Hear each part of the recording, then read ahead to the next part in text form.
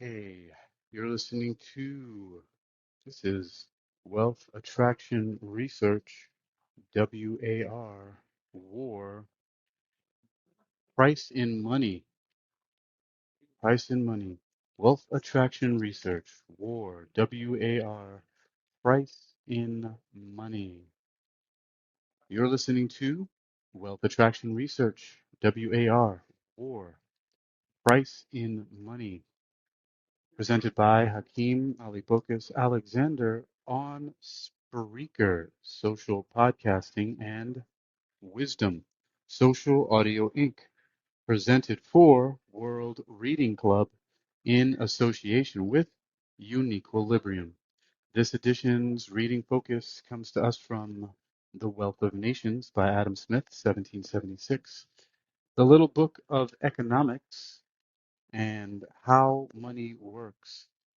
Thought I'd start out today with Wealth of Nations, since I tend to think it's a little bit more interesting than some of the other books, actually, and it's a lot more clear than some of the other stuff. So even though it was written in 1776, what's really interesting about it is that all of the other research that I'm doing is pretty much based on it. So that's a thing. Can you imagine that something that was written in 1776? Yes, I know the Declaration of Independence was written in 1770 or 1776 as well, with the founding of the United States. But this was Adam Smith, who is in Scotland. Hold on. I think I need to switch my mic up here. I'm going to make it a little bit more clearer. But yeah, Adam Smith was Scottish.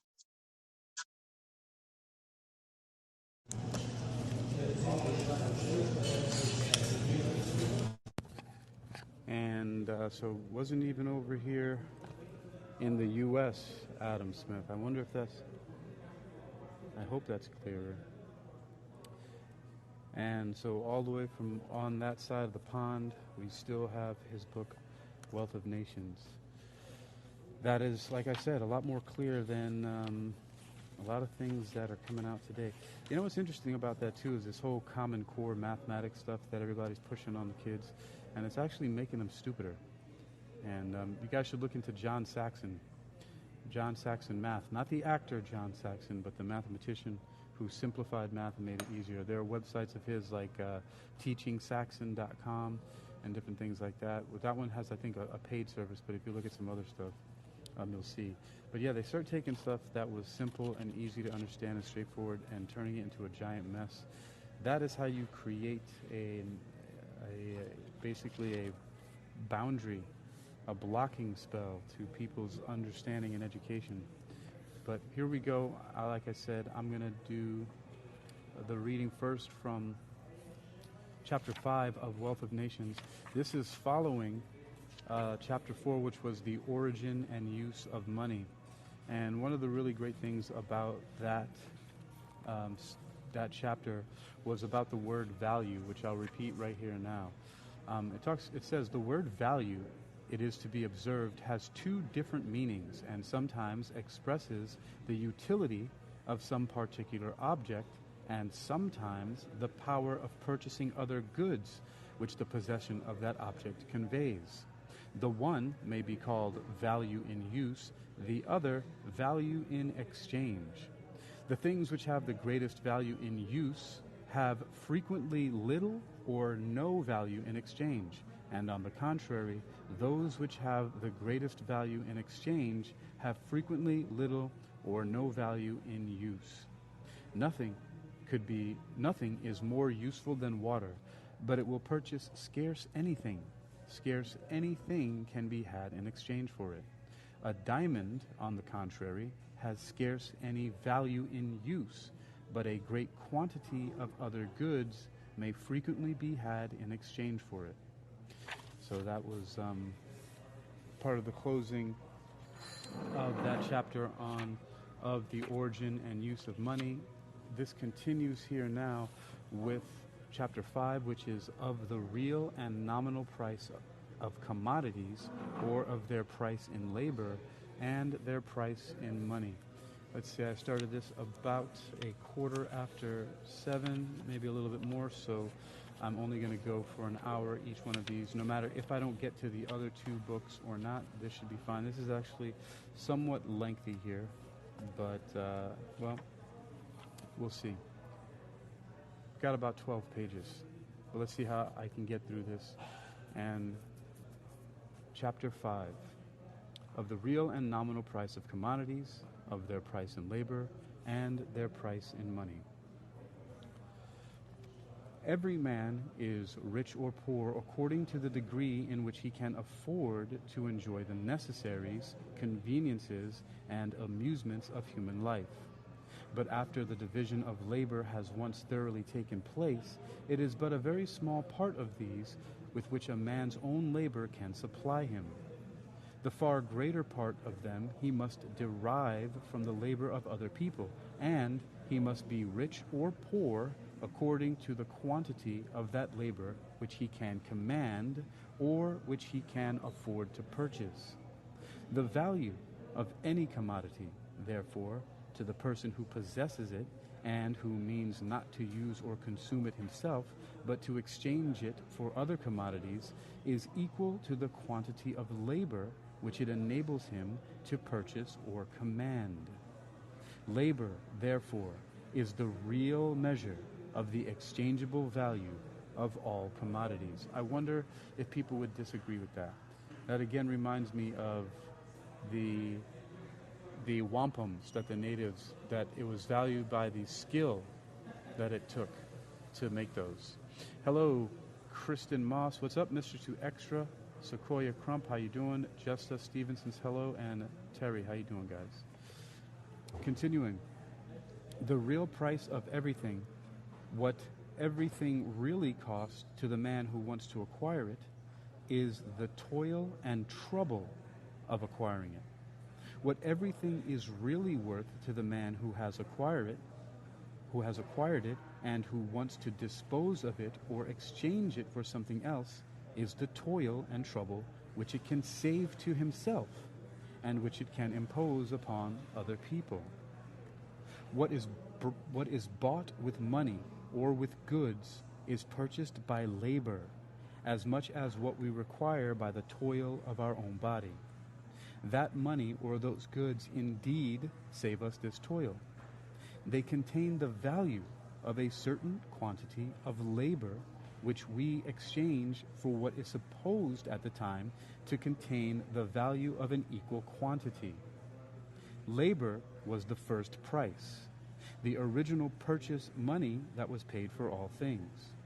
It was not by gold or by silver, but by labor, that all the wealth of the world was originally purchased, and its value to those who possess it and who want to exchange it for some new productions is precisely equal to the quantity of labor which it can enable them to purchase or command. Wealth, as Mr. Hobbes says, is power. But the person who either acquires or succeeds to a great fortune does not necessarily acquire or succeed to any political power, either civil or military. His fortune may, perhaps, afford him the means of acquiring both, but the mere possession of that fortune does not necessarily convey to him either. And I want to hold for a second. I think he's referring to the Hobbes he's referring to. I think we looked at a short little biography of Hobbes, I think in the little book, or the little book of economics. I wonder if this Hobbes that he's talking about, it's got to be in one of these, right? I saw it. Hobbes. He definitely, and yeah, there was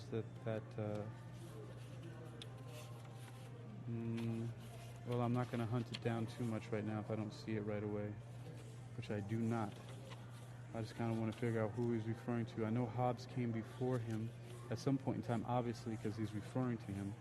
And there I see Thomas Munn, William Petty, Francois Quesnay, and David Hume, but no Hobbes just yet. I wonder if that's in How Money Works. They also do have some little profiles of some of these people. But, you know, for now, suffice it to say, I'm going to skip that and continue with Wealth of Nations, chapter 5. All right, here we go. So, continuing. The power which that possession immediately and directly conveys to him is the power of purchasing, a certain command over all the labor, or over all the produce of labor, which is then in the market. His fortune is greater or less, precisely in proportion to the extent of this power, or to the quantity either of other men's labor, or, what is the same thing, of the produce of other men's labor, which it enables him to purchase or command.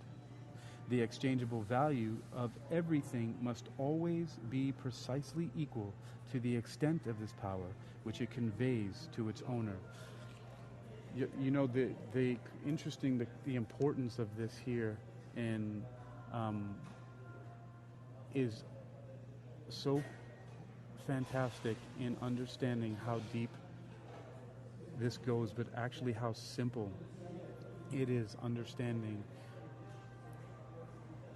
what exactly the means of wealth is, and why for many years people have been told that if they work hard, right, that they can enrich themselves.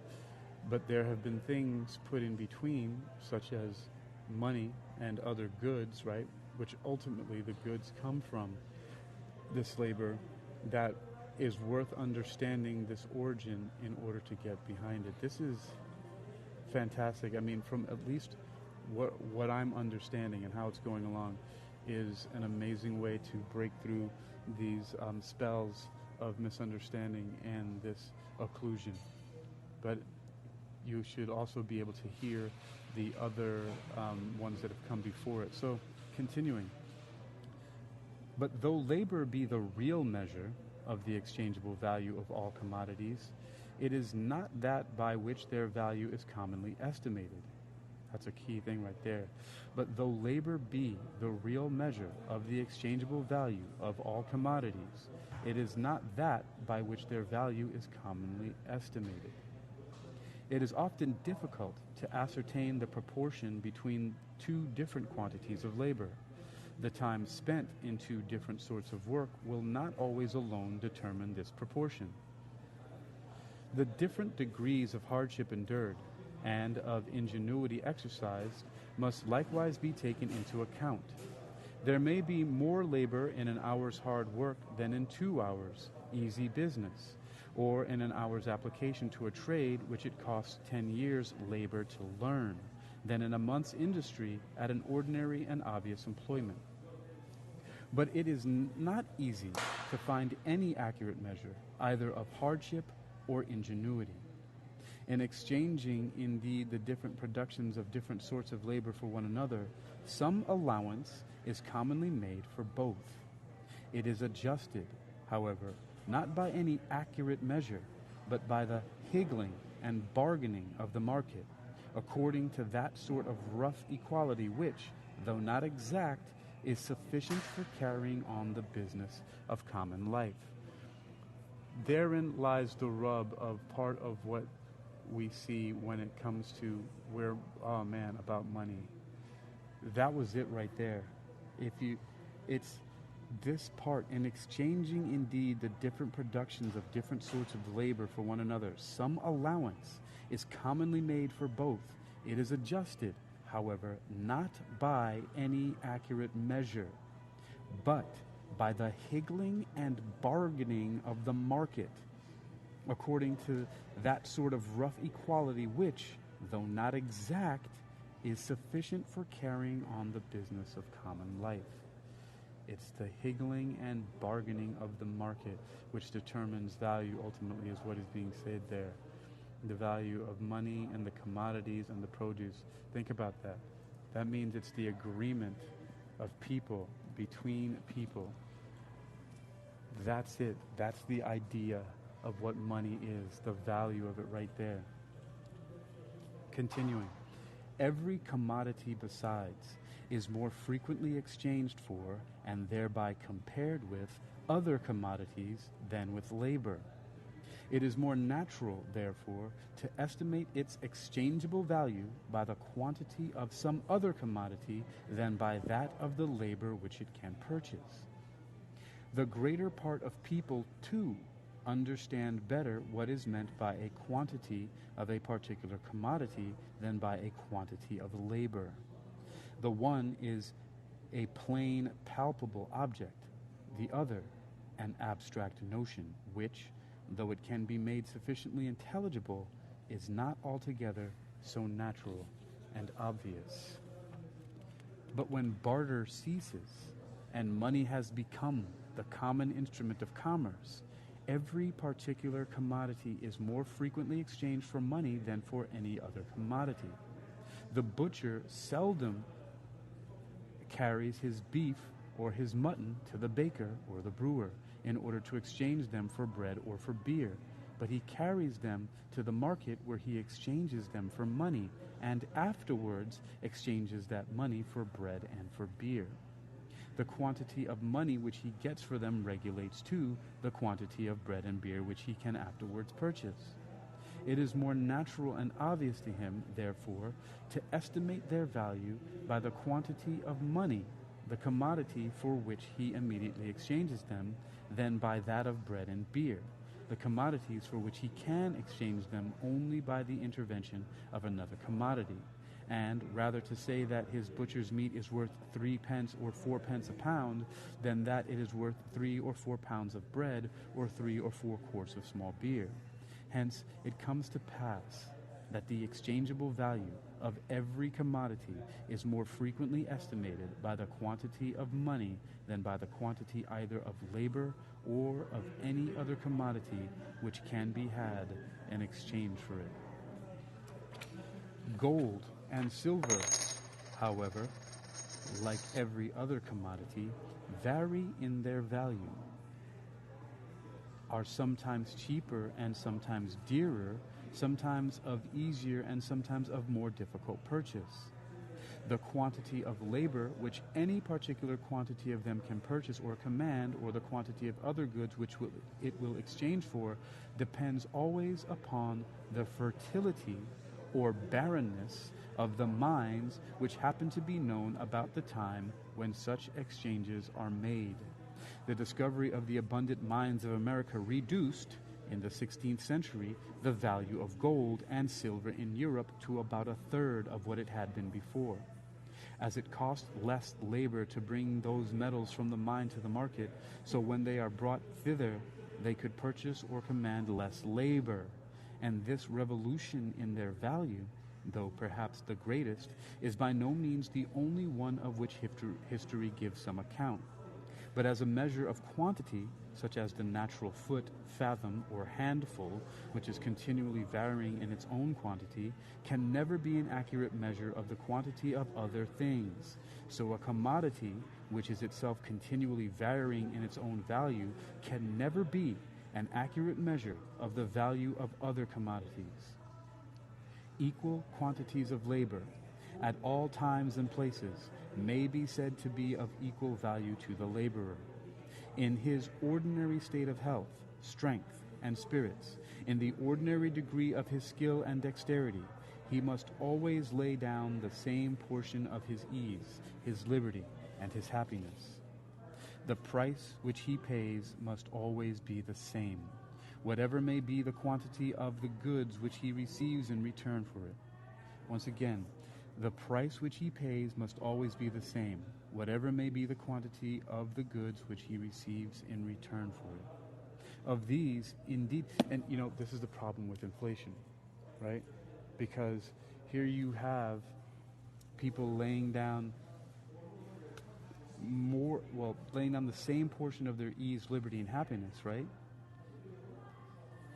And even though the price that you pay must always be the same, right, whatever the quantity of goods which you receive in return for it is not, because of inflation you're receiving less.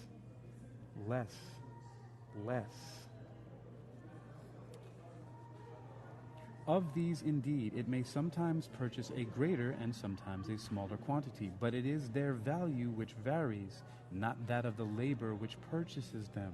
Aha! It is their value that varies, right, in inflation, not that of the labor which purchases them. I just said that, right? You work the same hours, you do the same job, but the price of things goes up or down. You've seen the gas prices going up and down, right? Right? It may sometimes purchase a greater and smaller quantity, your labor that is, right? But it is their value which varies, not the labor which purchases them. At all times and places that is dear, which it is difficult to come at, or which costs much labor to acquire, and that cheap which is to be easily had, or with very little labor. Labor alone, therefore, never varying in its own value, is alone the ultimate and real standard by which the value of all commodities can at all times and places be estimated and compared. It is their real price. Money is their nominal price only.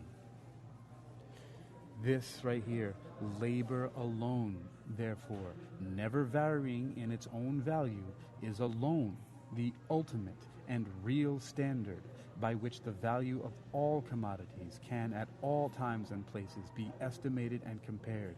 It is their real price. Money is their nominal price only. But though equal quantities of labor are always of equal value to the laborer, yet to the person who employs him they appear sometimes to be of greater and sometimes of smaller value.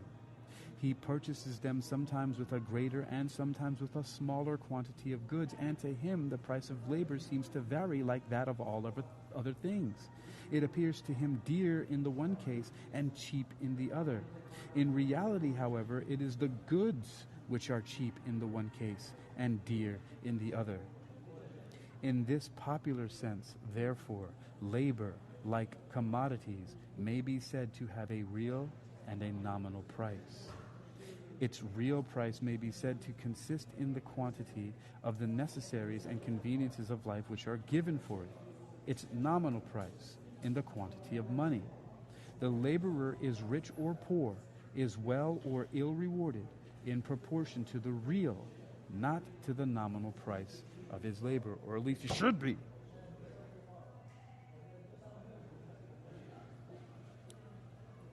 The distinction between the real and the nominal price of commodities and labor is not a matter of mere speculation, but may sometimes be of considerable use in practice. The same real price is always of the same value, but on account of the variations in the value of gold and silver, the same nominal price is sometimes of very different value. When a landed estate, therefore, is sold with a reservation of a perpetual rent, if it is intended that this rent should always be of the same value, it is of importance to the family in whose favor it is reserved that it should not consist in a particular sum of money. Its value would in this case be liable to variations of two different kinds. First, to those which arise from the different quantities of gold and silver which are contained at different times in coin of the same denomination, and secondly, to those which arise from the different values of equal quantities of gold and silver at different times. Princes and sovereign states have frequently fancied that they had a temporary interest to diminish the quantity of pure metal contained in their coins, but they seldom have fancied that they had any to augment it. Once again, they have fancied that they had a temporary interest to diminish the quantity of pure metal contained in their coins, but they seldom have fancied that they had any to augment it.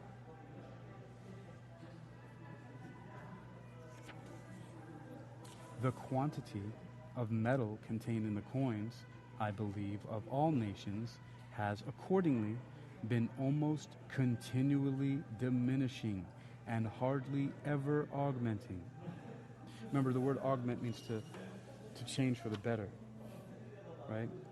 So they've had interest to diminish the quantity of pure metal contained in their coins, right? But they seldom have fancies that they had any to augment it, right? Any interest, he means, any interest to augment it.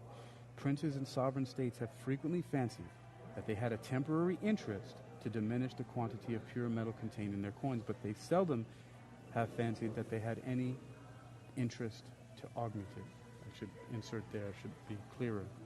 The quantity of metal contained in the coins, I believe, of all nations has accordingly been almost continually diminishing and hardly ever augmenting. Such variations, therefore, tend almost always to diminish the value of a money rent. Taking off the gold standard, no more of the silverbacks, right? That's the diminishment of gold and silver in the physical form when they used to debase them by mixing other things. There was a time up until I think 1959 when you could get dimes and nickels and things like that that were all one pure metal. And then you started seeing the sides of them having that brown, that copper in them. That's the debasing. That's taking away the value of what they actually were in the metal. Continuing. The discovery of the mines of America diminished the value of gold and silver in Europe. This diminution is commonly supposed, though I apprehend without any certain proof, is still going on gradually and is likely to continue to do so for a long time. Upon this supposition, therefore, such variations are more likely to diminish than to augment the value of a money rent, even though it should be stipulated to be paid, not in such a quantity of coined money of such a denomination, in so many pounds sterling, for example, but in so many ounces either of pure silver or of silver of a certain standard. The rents, which have been reserved in corn, have preserved their value much better than those which have been reserved in money, even where the denomination of the coin has not been altered. By the 18th century, by the 18th of Elizabeth, it was enacted.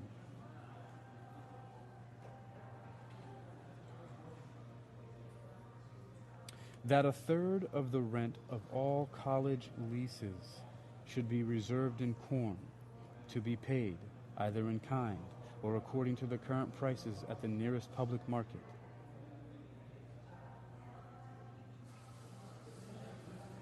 I need to back up.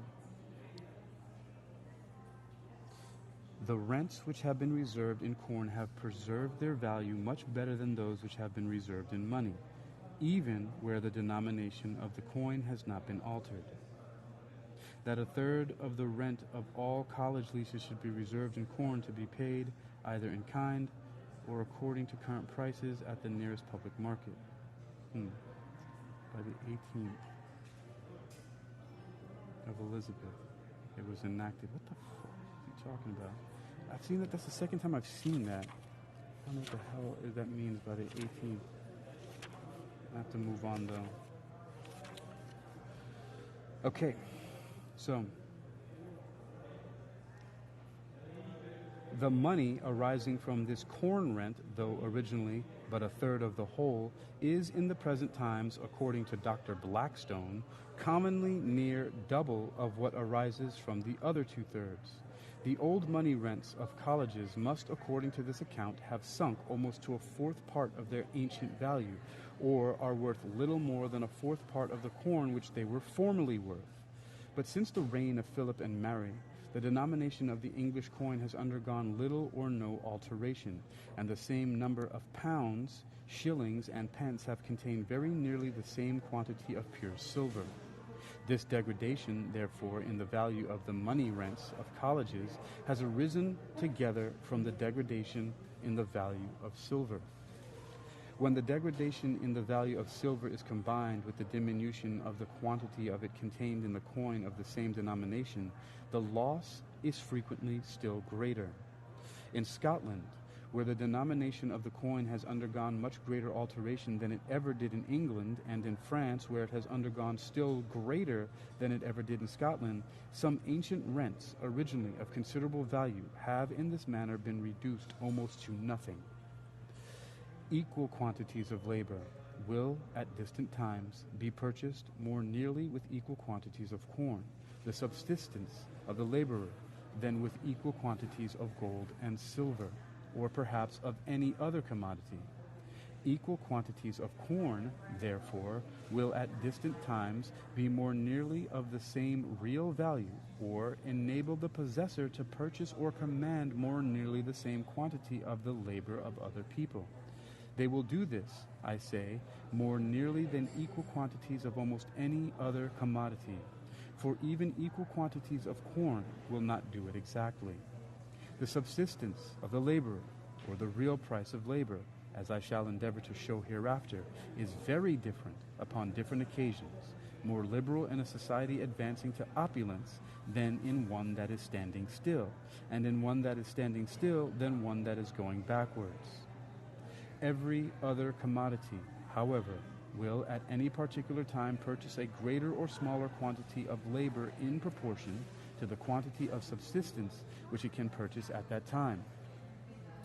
A rent, therefore reserved in corn, is liable only to the variations in the quantity of labor which a certain quantity of corn can purchase.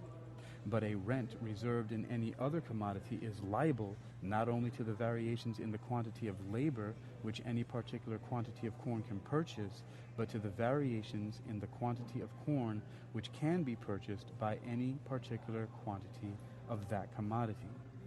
Though the real value of corn rent, it is to be observed, however, varies much less from century to century than that of a money rent, it varies much more from year to year. The money price of labor, as I shall endeavor to show hereafter, does not fluctuate from year to year with the money price of corn, but seems to be everywhere accommodated, not to the temporary or occasional, but to the average or ordinary price of that necessary of life. The average or ordinary price of corn again is regulated, as I shall likewise endeavor to show hereafter, by the value of silver, by the richness or barrenness of the mines which supply the market with that metal, or by the quantity of labor which must be employed, and consequently of corn which must be consumed, in order to bring any particular quantity of silver from the mine to the market. But the value of silver, though it sometimes varies greatly from century to century, seldom varies much from year to year, but frequently continues the same, or very nearly the same, for half a century or a century together.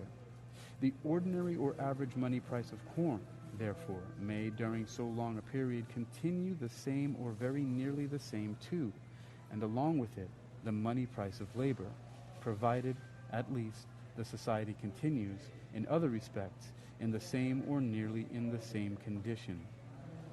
In the meantime, the temporary and occasional price of corn may frequently be double one year of what it had been the year before, or fluctuate, for example, from 5 and 20 to 50 shillings the quarter.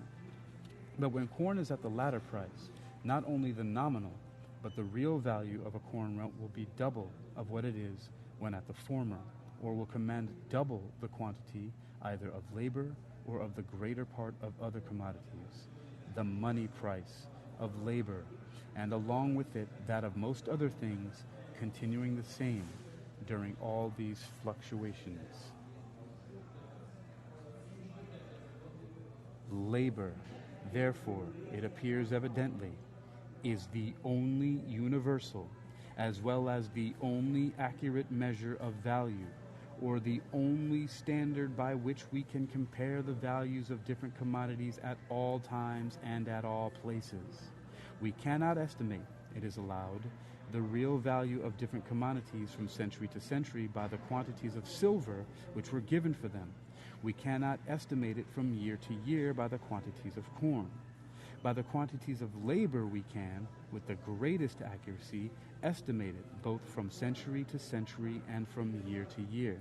From century to century, corn is a better measure than silver, because from century to century, equal quantities of corn will command the same quantity of labor more nearly than equal quantities of silver. From year to year, on the contrary, silver is a better measure than corn, because equal quantities of it will more nearly command the same quantity of labor. Do you hear all of this over and over again about commanding the quantity of labor?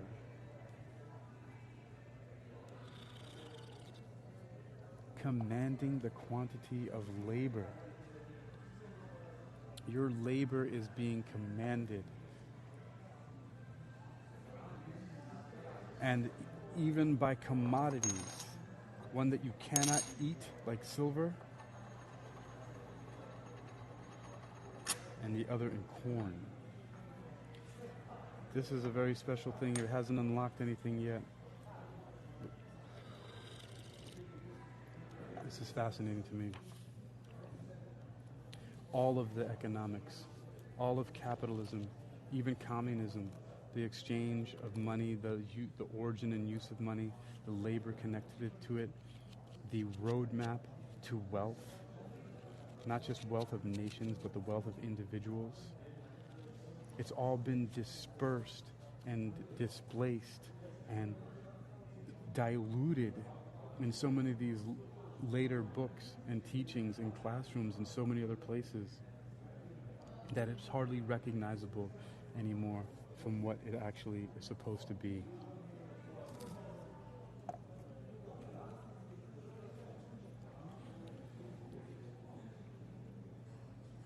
Continuing. But though in establishing perpetual rents, or even in letting very long leases, it may be of use to distinguish between real and nominal price. It is of none in buying and selling, the more common and ordinary transactions of human life.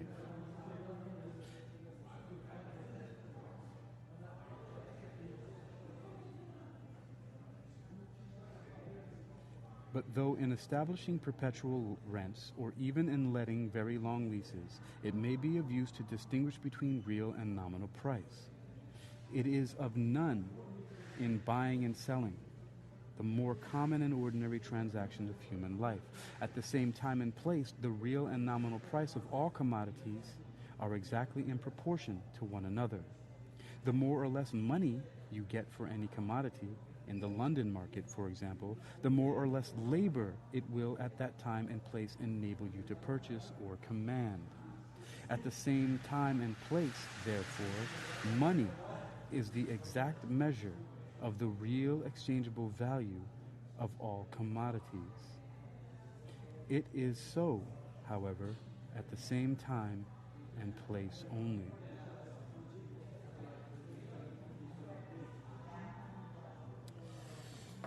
This is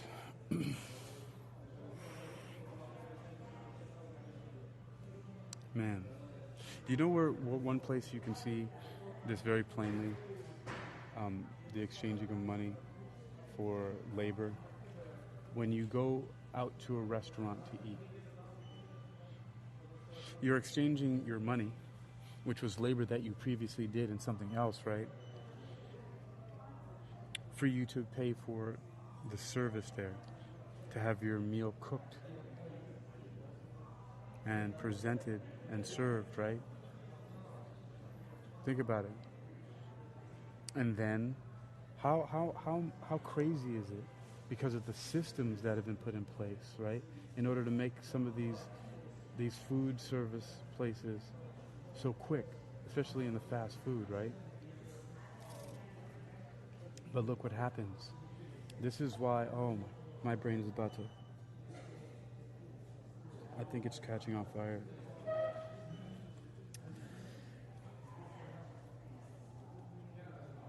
Okay, I need to keep reading.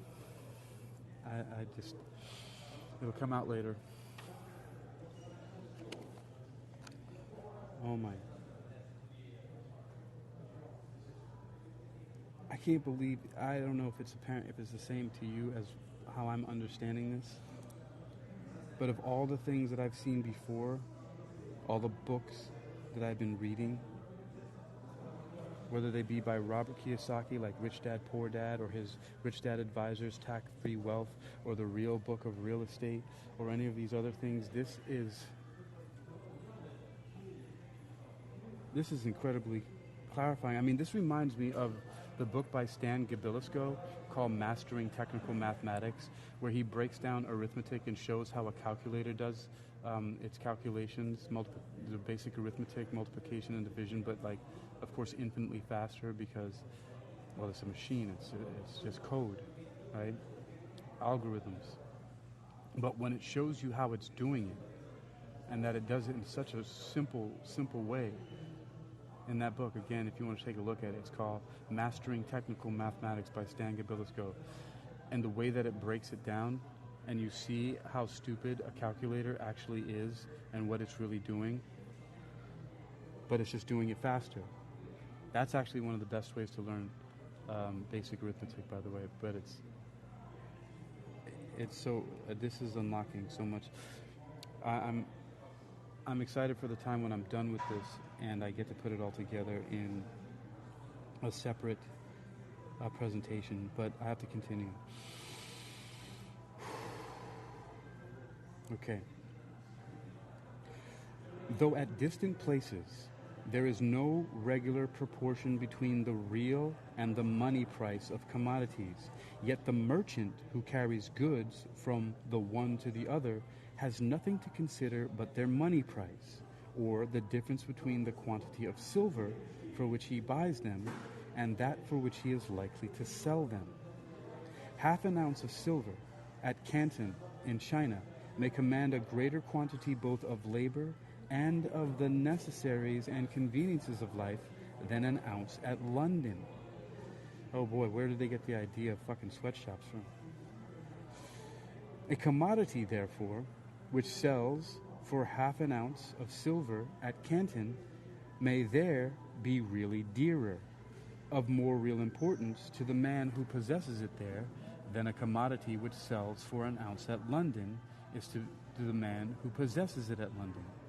If a London merchant, however, can buy at Canton for half an ounce of silver a commodity which he can afterwards sell at London for an ounce, he gains 100% by the bargain, just as much as if an ounce of silver was at London exactly of the same value as at Canton. It is of no importance to him that half an ounce of silver at Canton would have given him the command of more labor and of a greater quantity of the necessaries and conveniences of life than an ounce can do at London. An ounce at London will always give him the command of double the quantity of all these, which half an ounce would have done there, and this is precisely what he wants. Buy low, sell high.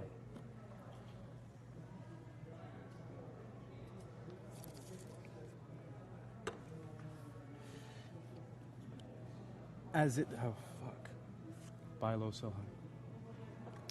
Why do you think these creeps, right, make things, oh shit. I just saw I got some text to my other device. Oh, I missed something. I'll catch it later. Therein lies the rub. There's one of them, by the way. This is also one of the things that's taught over and over and over again about wealth creation, and like why people are doing some of the things that may be incorrect when they're buying properties. People start buying properties, for example, when the prices are going up. Everybody's so happy, like, oh wow, the prices are going up. This is an up-and-coming neighborhood, and da-da-da-da. But when the real estate market crashes, everybody starts selling. Right? Well, most people who don't know, that's when the rich and wealthy go buying everything up. And it's also a trick that's used in this thing that a lot of people have heard this term called gentrification. Why do you think some neighborhoods are allowed to fall into ruin? And then all of a sudden, investors and other people move in there and they buy everything up because the rents and the property values and everything are going down because everybody's selling to get out of there, right? Some of that, I'm not saying all of it, is part of a grander plan to take over. Continuing. But this is a hijack. This is a way to hack into that by understanding and knowing. As it is the nominal or money price of goods, therefore, which finally determines the prudence or imprudence of all purchases and sales, and thereby regulates almost the whole business of common life in which price is concerned, we cannot wonder that it should have been so much more attended to than the real price. What? Dude, oh my God, did you hear that? One more time. As it is the nominal or money price of goods, therefore, which finally determines the prudence or imprudence of all purchases and sales, and thereby regulates almost the whole business of common life in which price is concerned, we cannot wonder that it should have been so much more attended to than the real price. This is manipulation at its finest. This is the root of the manipulation of labor, of wages, of what money is, and gold, and has cracked the code of why gold and silver and diamonds and things like that have been attended to so much. Continuing, in such a work as this, however, it may sometimes be of use to compare the different real values of a particular commodity at different times and places, or the different degrees of power over the labor of other people, which it may, upon different occasions, have given to those who possessed it.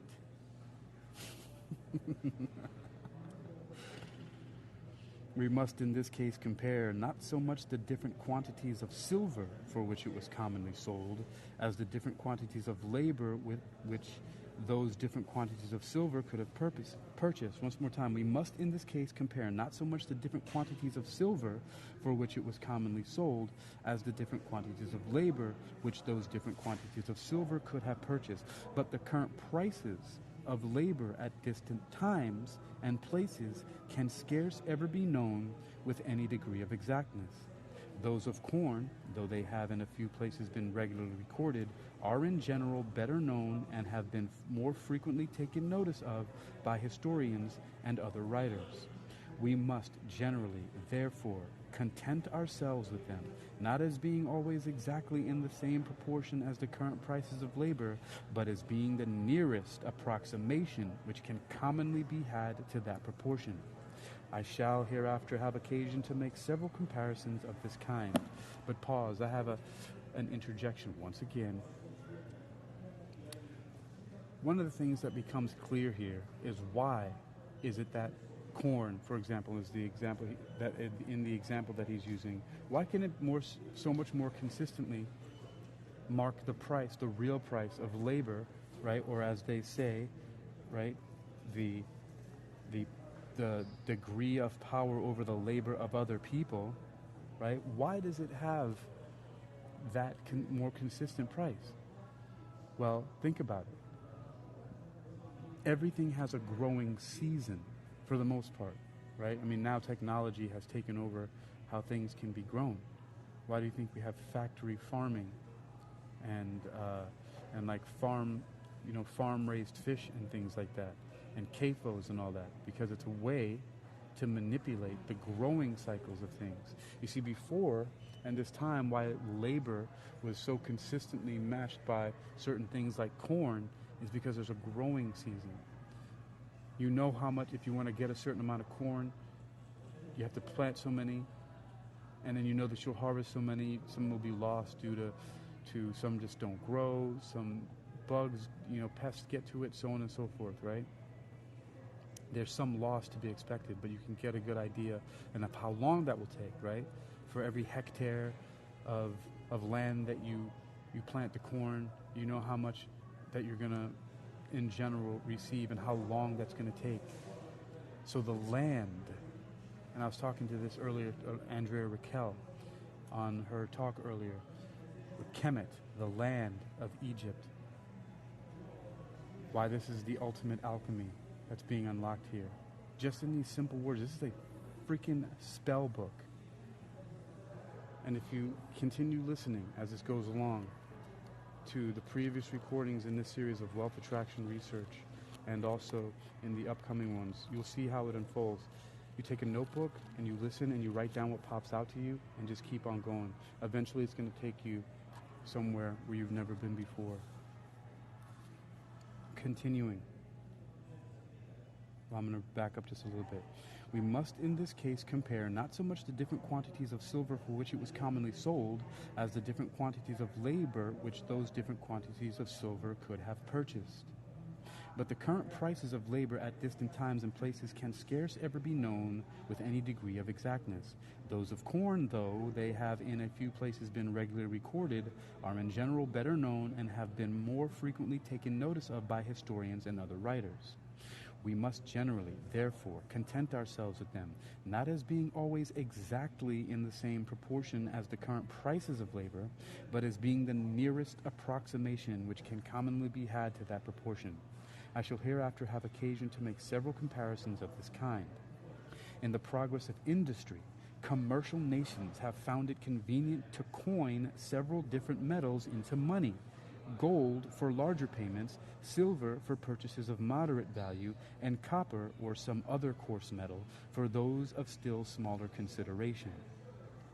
They have always, however, considered one of those metals as more peculiarly the measure of value than any of the other two, and this preference seems generally to have been given to the metal which they happened first to make use of as the instrument of commerce. Having once begun to use it as their standard, which they must have done when they had no other money, they have generally continued to do so even when the necessity was not the same. The Romans are said to have had nothing but copper money till within 5 years before the First Punic War, when they first began to coin silver. Copper, therefore, appears to have continued always the measure of value in that republic. At Rome, all accounts appear to have been kept, and the value of all estates to have been computed either in the asses or in the what the heck? I've never seen this word. Sestertii? Oh boy. Let me take a look at this real quick. It says asses, or is it aces? I've seen the word before, but I don't know. Let me take sesteri? Sestery? Seems like another word. Let's see, how do you say it? Sesterius. Oh, sesteri. Good. The sesterius, plural sesteri, or sesteris, or sesters, was an ancient Roman coin during the Roman Republic. It was a small silver coin. Okay.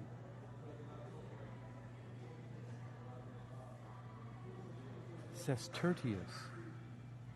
Oh, sesterti, sestertius, and sesterti. Sesterti. Do I have? Oh.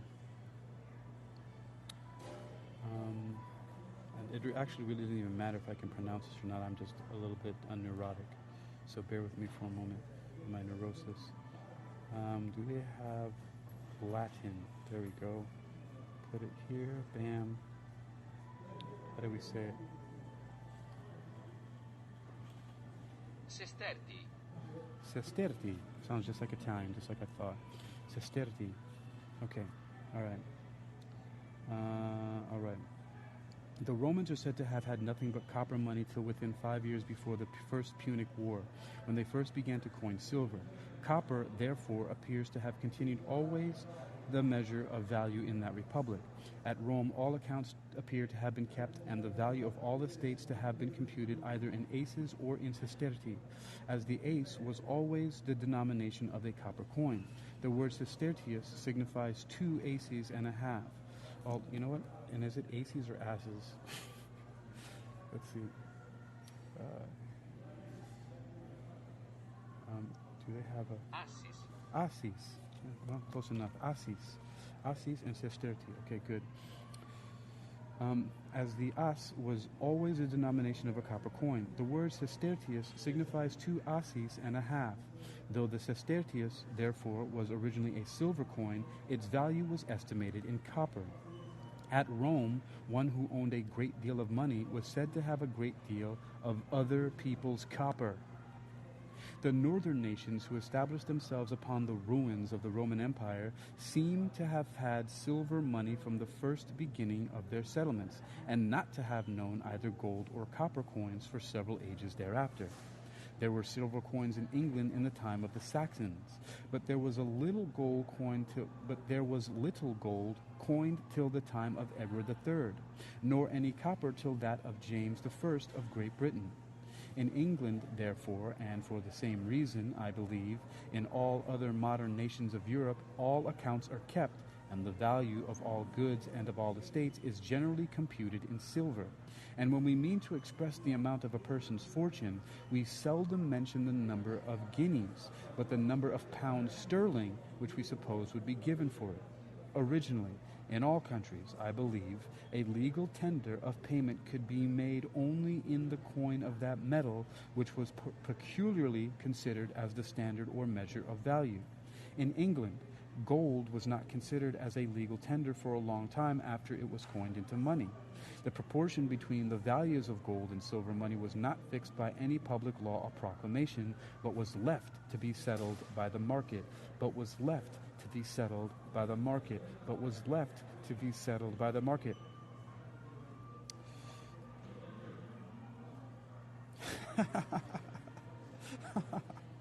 The proportion between the values of gold and silver money was not fixed by any public law or proclamation, but was left to be settled by the market. Do you know what that means? You know when all those conspiracy theorists you call are crazy, right, who are talking about that the world is run by the central banks and not by the governments? That right there was a statement of it. That's exactly as it is in 1776. That there was no public law or proclamation, right? But it was left to be settled by the market. If a debtor offered payment in gold, the creditor might either reject such payment altogether or accept of it at such a valuation of the gold as he and his debtor could agree upon. Copper is not at present a legal tender, except in the change of the smaller silver coins. In this state of things, the distinction between the metal, which was the standard, and that which was not the standard, was something more than a nominal distinction. In process of time, and as people became gradually more familiar with the use of the different metals in coin, and consequently better acquainted with the proportion between their respective values, it has, in most countries, I believe, been found convenient to ascertain this proportion and to declare, by a public law, that a guinea, for example, of such a weight and fineness, should exchange for 21 shillings, or be a legal tender for a debt of that amount. In this state of things, and during the continuance of any one regulated proportion of this kind, in this state of things, and during the continuance of any one regulated proportion of this kind, the distinction between the metal, which is the standard, and that which is not the standard, becomes little more than a nominal distinction. Remember, nominal has to do with money, distinctions of money. In the consequence of any change, however, in this regulated proportion, this distinction becomes, or at least seems to become, something more than nominal again.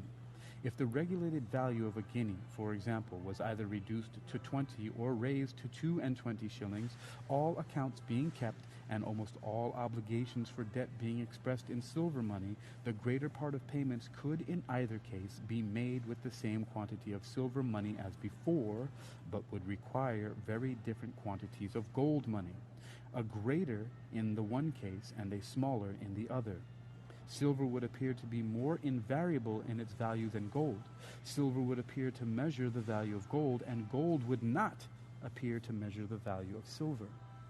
The value of gold would seem to depend upon the quantity of silver which it would exchange for, and the value of silver would not seem to depend upon the quantity of gold which it would exchange for.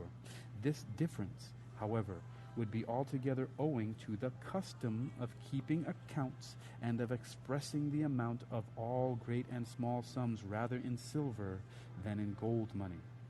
One of Mr. Drummond's notes for 25 or 50 guineas would, after an alteration of this kind, be still payable with 25 or 50 guineas in the same manner as before. It would, after such an alteration, be payable with the same quantity of gold as before, but with very different quantities of silver. In the payment of such a note, gold would appear to be more invariable in its value than silver. Gold would appear to measure the value of silver, and silver would not appear to measure the value of gold.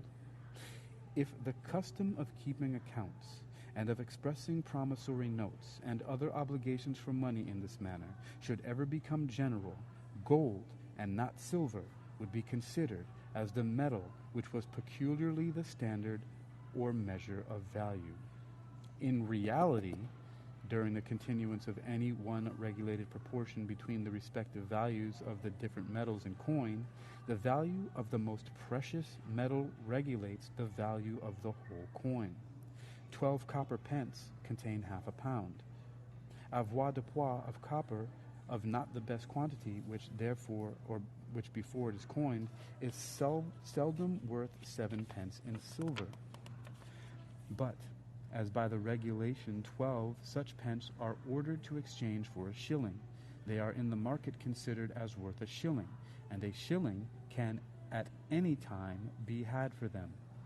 Even before the late reformation of the gold coin of Great Britain, the gold, that part of it at least which circulated in London and its neighbourhood, was in general less degraded below its standard weight than the greater part of the silver. 1 and 20 worn and defaced shillings, however, were considered as equivalent to a guinea, which perhaps indeed was worn and defaced too, but seldom so much so. The late regulations have brought the gold coin as near perhaps to its standard weight as it is possible to bring the current coin of any nation, and the order to receive no gold at the public offices but by weight is likely to preserve it so, as long as that order is enforced. As long as that order is enforced. As long as that order is enforced. Once again, the late regulations have brought the gold coin as near perhaps to its standard weight as it is possible to bring the current coin of any nation, and the order to receive no gold at the public offices but by weight is likely to preserve it so, as long as that order is enforced. The silver coin still continues in the same worn and degraded state as before the reformation of the gold coin. In the market, however, 1 and 20 shillings of this degraded silver coin are still considered as worth a guinea of this excellent gold coin. What the fuck? This is... Yo. Do you understand? I'm sorry, maybe you don't, but I'm getting that. How is it that this book is basically the foundation and is running the entire capitalist economy and even communist built, just the whole economy of the entire planet? 1776. All of the books on economics and money and everything I'm reading, there's something that's based on these ideas back there. This is kind of mind-blowing for me. It's possibly maybe a little bit more for me than some other people who haven't had the same track of research and the things that I've been looking at and reading every single day. But this is just, I mean,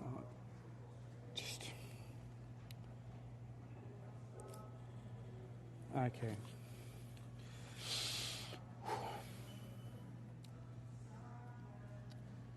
The reformation of the gold coin has evidently raised the value of the silver coin, which can be exchanged for it.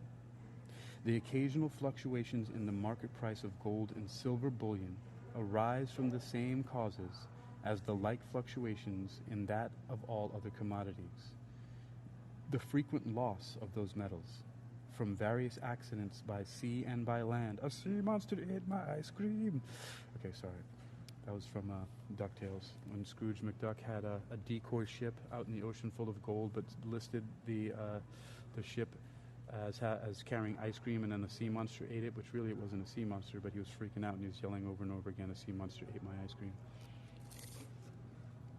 All right. The occasional fluctuations in the market price of gold and silver bullion arise from the same causes as the like fluctuations in that of all other commodities. The frequent loss of those metals from various accidents by sea and by land, the continual waste of them in gilding and plating. Wait, he considers that the waste of silver metal in gilding and plating?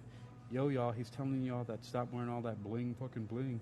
The continual waste of them in gilding and plating, in lace and embroidery, in the wear and tear of coin, and in that of plate, require in all countries which possess no mines of their own a continual importation in order to repair this loss and this waste. I don't know if you see that here, what that just said, but that's why certain countries go into certain other countries and let's say, I don't know, take control of their resources of various kinds, because the frequent loss of those metals from various accidents by sea and by land, the continual waste of them in gilding and plating, in lace and embroidery, in the wear and tear of coin, and in that of plate, require, in all countries which possess no mines of their own, or not as many as others, a continual importation in order to repair this loss and this waste. The merchant importers, like all other merchants, we may believe, endeavor, as well as they can, to suit their occasional importations to what they judge is likely to be the immediate demand. With all their attention, however, they sometimes overdo the business, and sometimes underdo it. When they import more bullion than is wanted, rather than incur the risk and trouble of exporting it again, they are sometimes willing to sell a part of it for something less than the ordinary or average price. When, on the other hand, they import less than is wanted, they get something more than this price. But when, under all those occasional fluctuations, the market price either of gold or silver bullion continues for several years together steadily and constantly, either more or less above or more or less below the mint price, we may be assured that this steady and constant, either superiority or inferiority of price, is the effect of something in the state of the coin, which, at that time, renders a certain quantity of coin either of more value or of less value than the precise quantity of bullion which it ought to contain. The constancy and steadiness of the effect supposes a proportionable constancy and steadiness in the cause. The money of any particular country is, at any particular time and place, more or less accurate, more or less an accurate measure of value, according as the current coin is more or less exactly agreeable to its standard, or contains more or less exactly the precise quantity of pure gold or pure silver which it ought to contain. Again, remember, 1933, 1971. Hold that thought. The money of any particular country is, at any particular time and place, more or less an accurate measure of value according as the current coin is more or less exactly agreeable to its standard, or contains more or less exactly the precise quantity of pure gold or pure silver which it ought to contain. Remember, those dollars, silverbacks, they were supposed to be backed by metals which had a precise relationship of value in accordance to the amount of labor that it took to get that from the ground and to process it and to mint it into coins. If in England, for example, 44 guinea and a half contained exactly a pound weight of standard gold, or 11 ounces of fine gold and 1 ounce of alloy, the gold coin of England would be as accurate a measure of the actual value of goods at any particular time and place as the nature of the thing would admit. But if by rubbing and wearing 44 guineas and a half generally contain less than a pound weight of standard gold, the diminution, however,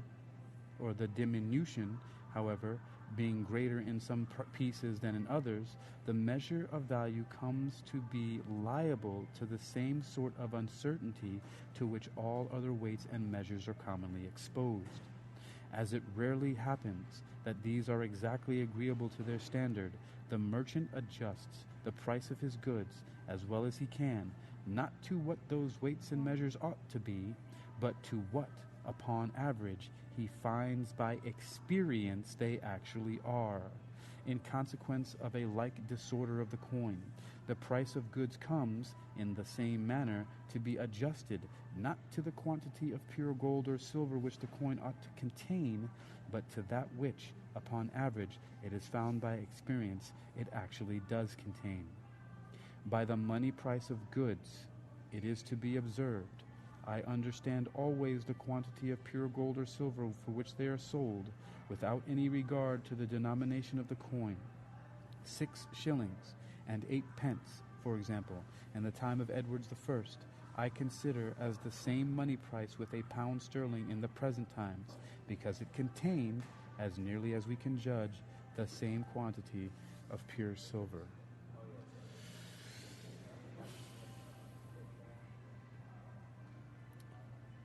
Now we're starting to get a better idea of why metals and other things have been used as money, and what their exchange value is and why they are exchanged in these different ways.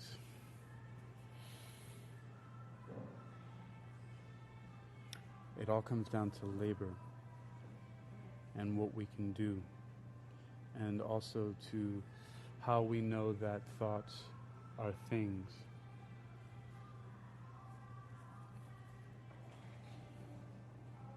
Thoughts become things because thoughts can be said to be equal to the agreements that are made, right?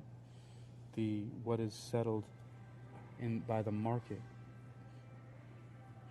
And the thing means our labor, which is value. Our thoughts have value. And if you agree with yourself and know this, that you have value, and that the things you offer to the world have value, and you know this, you can get more in return for the service than you previously were obtaining, because you have increased the agreement with yourself of what you are worth. All of this is telling us, beyond everything else that you're hearing that may even sound confusing, I know, especially if you're not used to the language, is saying that value is determined on an individual and an agreement basis. Do you believe that what you are doing in this world is valuable? And does it actually have any value? Do you feel that? Do you know that? Because some people can be delusional about it and believe it, and that's one of the reasons why we have what some people may call psychopaths running the world. Because they believe that the things that they are doing are valuable. They believe they are right in what they do. And when they really believe that in their soul, no matter how evil you may consider it to be, it is their belief in their value which allows them to amass such great amounts of wealth and control it and to hoard it, which, as we know, the value and the wealth, the real value, is what they say has power to command the labor of other people, which is why others toil and work so hard as they do for such a small amount of money.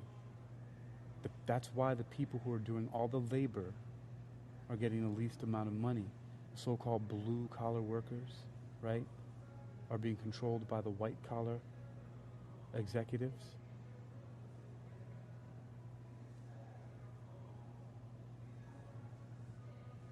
It is the labor, the work that is done that is more valuable. This is in part why some people see, even though I think it's a flawed way to demonstrate it, why strikes sometimes create some changes. Because without the people doing the labor, the business that they're doing that labor for cannot go on. So I'm done with that section. That's chapter 5. I think these other two sections, the other two books that I wanted to read are actually shorter, and I think I may go over a little bit of the hour that I wanted to do, but it shouldn't be so bad because it's definitely not going to be any more than another 30 minutes or so.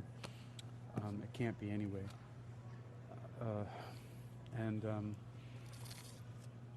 These are the boring parts, but they probably have some meat and potatoes in here, but we shall see.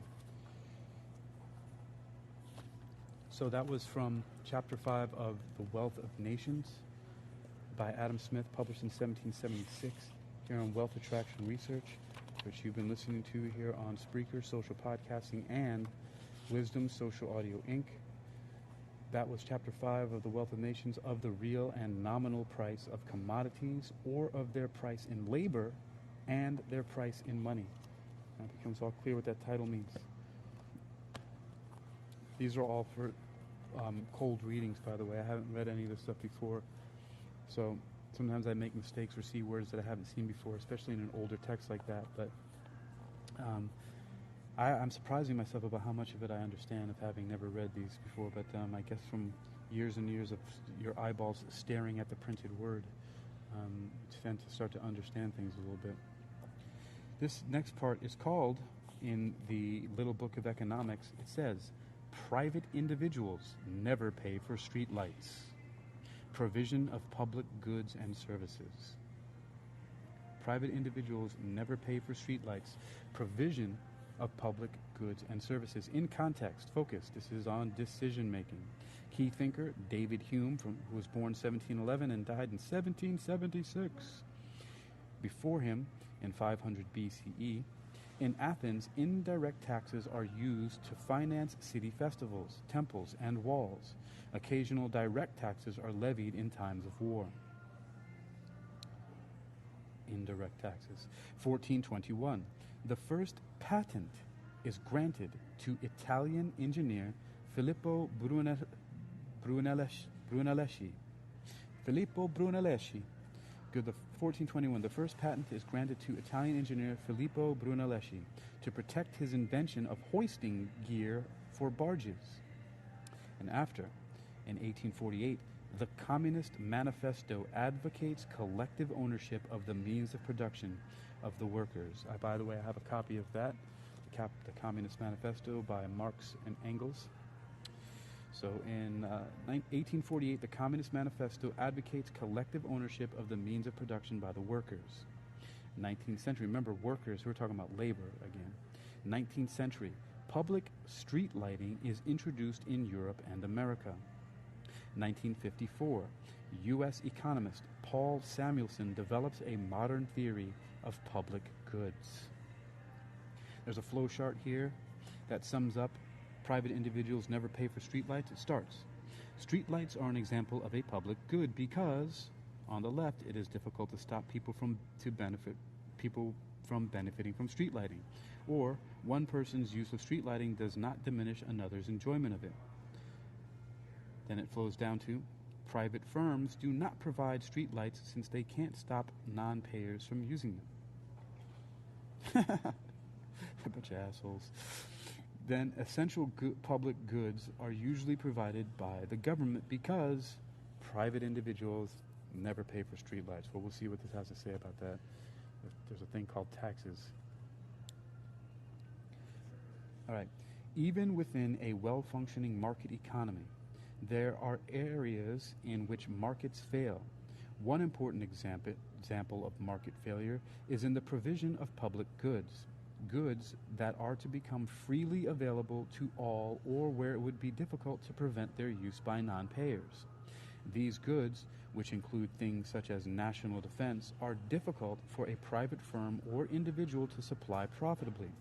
This problem, known as free riding, where consumers enjoy the goods without paying for them, means that there is no profit incentive. However, there is a demand for these goods, and because private markets may not be able to satisfy this demand, public goods are usually provided by governments and funded through taxation. Oh, there we go. That's what I was looking for, when taxation was going to come in here. So you actually are paying for it. Private individuals never pay for streetlights. I mean, private businesses. A failure of the market to provide these goods was recognized by the philosopher David Hume in the 18th century. Influenced by Hume, Adam Smith, an ardent advocate of the free market, conceded that a government's role was to provide those public goods that it would not be profitable for the individuals or firms to produce. By the way, so I was just reading from Adam Smith's book, right? And it says that influenced by Hume, Adam Smith, right, an ardent advocate of the free market, conceded that a government's role was to provide those public goods that it would not be profitable for individuals or firms to produce. There are two distinguishing, and this is what I'm talking about how Adam Smith and these different people, their ideas are still, to this day, being referenced. Right? This book is 2017, and 2020 is this edition of it, right? And this is still influential. This is why I'm reading Adam Smith, but I got to continue. There are two distinguishing characteristics of public goods that cause them to be undersupplied by the markets. Non-excludability, meaning that it is difficult to prevent people who don't pay for the goods from using them, and non-rivalry, meaning that one person's consumption of the good does not diminish the ability of others to consume it. A classic example is street lighting. It would be almost impossible to exclude non-payers from enjoying its benefits, and no individual's use of it detracts from that benefit to other users. I wonder why there's so many dark roads.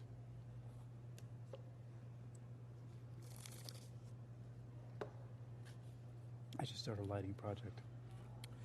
As industrial economies developed in the 19th century, countries had to overcome the problem of free riding in areas such as intellectual property. Intangible goods, such as new knowledge and discoveries, have the attributes of non-excludability and non-rivalry, so they are at risk of being undersupplied by the market. This could discourage the development of new technologies unless they can be protected in some way. To do this, countries developed laws granting patents, copyrights, and trademarks to protect the returns from new knowledge and investments or inventions. Most economists acknowledge that government has a responsibility to provide public goods, but debate continues about the extent of that responsibility. Lighthouses are a public good from which it is hard to exclude non-payers and which many people can use at the same time. They are invariably provided collectively. And spotlight on David Hume. The epitome of the Scottish Enlightenment, David Hume was one of the most influential British philosophers of the 18th century. He was born in Edinburgh in 1711 and from an early age showed signs of a brilliant mind. He entered Edinburgh University at the age of 12, studying first law and then philosophy. What the fuck? You got these guys going into universities at the age of 12. How can we be doing that? Push your kids to get into universities by the age of 12. Get them reading at home. In 1734, Hume moved to France, where he set out his major philosophical ideas in a treatise of human nature. He then devoted much of his time to writing essays on literary and political subjects and struck up a friendship with the young Adam Smith, who had been inspired by his writings. In 1763, Hume was given a diplomatic role in Paris, where he befriended the revolutionary French philosopher Jean-Jacques Rousseau. He settled in Edinburgh again in 1768, where he lived until his death in 1776, aged 65 years. Interesting. So Adam Smith published Wealth of Nations, which I previously read for in 1776, which was the same year that his, mentor, David Hume, where it says he befriended him. Hume moved, where it says, he struck up a friendship with the young Adam Smith, who had been inspired by his writings. 1734. Key works from David Hume. 1739, A Treatise of Human Nature. 1748, An Enquiry Concerning Human Understanding. And 1752, Political Discourse. It's interesting, these guys who are doing work in the economy are also very political. This is what's happening. The world is, follow the money, everybody. Follow the money. This is what's happening in the world right now. Everybody, you know it. Intuitively, you feel it, but this is actual proof of it. It's right in plain sight in books that you can regularly research and look that are factually, historically based. Well, I should say historically based author. I don't know how much fact. Although I knew that I do find it factual what they are saying. The market is what determines the price and value of all things, even though it's based on the power and control over labor. Moving on from that was the Little Book of Economics in a section called, Scheisse. It was called Private Individuals Never Pay for Streetlights. The next thing coming up has a nice clickbaity title. It's called Man is a Cold, Rational Calculator. Economic Man. I'm excited to read that. Might do it later at some point in time when I take a break. All right. So this is also another short section. This is in the book How Money Works. This is how I'm going to end here. How Money Works. This is called Gearing, Ratio, and Risk. I saved the most boring for last because, you know, how much can you hold on listening to talk about economics, money, and finance? All right. This is How Money Works, Gearing, Ratio, and Risk. You've been listening to Wealth Attraction Research, War. Price in Money, presented by Hakeem Ali Bokus Alexander here on Wisdom, Social Audio Inc., and Spreaker Social Podcasting, presented for World Reading Club in association with exercisingyourmind.com and UniquilibriuM. Continuing with this reading focus here, I am starting with Gearing, Ratio, and Risk from How Money Works. Capital gearing is the balance between the capital a company owns and the funding it gets from short or long-term loans. Investors and lenders use it to assess risk. How it works.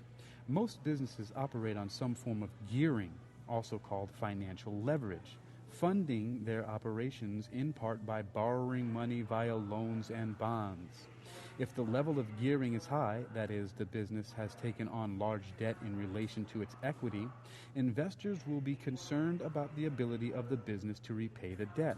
However, if the company's profit is sufficient to cover interest payments, high gearing can provide better shareholder returns. The optimum gearing level depends on how risky a company's business sector is, the gearing levels of its competitors, and the company's maturity. Gearing ratios vary from country to country.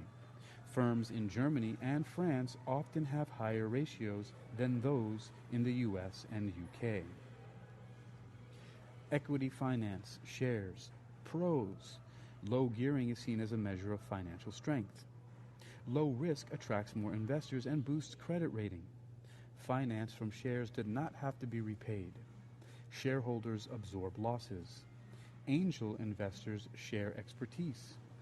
Good for startups, which may take a while to become profitable. Those are the pros of equity finance or shares. The cons are shared ownership, so company founders and directors have limited control of decisions. Profit is shared in return for investors risking their funds. There is a legal obligation to act in the interest of shareholders, and it's complex to set up equity finance and shares. Those are the cons. Gearing ratio calculation. Gearing ratio calculation. Analysts and potential investors assess the financial risk of a company with this calculation presented as a percentage.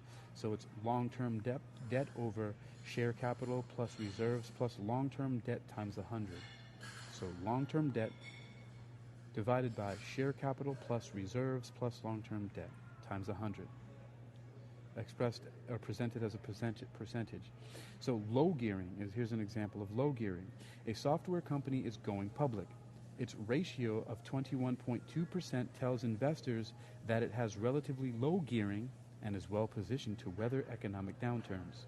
So we have 1.2 million divided by 2 million plus 2.455 million plus 1.2 million times 100 equals 21.2. So, you know, I don't even have to do that. I'm going to actually look at this low gearing and just not even put it in the millions. I'm going to put it in single lower digits. I'm going to divide it by a million first and do this. So here's what I'm going to do. I'm simply going to take 1.2 divided by 2, right, plus 2.455 plus 1.2, all right, equals, and I'm going to go times 100. All right. Oh, I know what I need to do. 2 plus 2.455 plus 1.2. Right, good. So now I have 5.655. So I have to do 1.2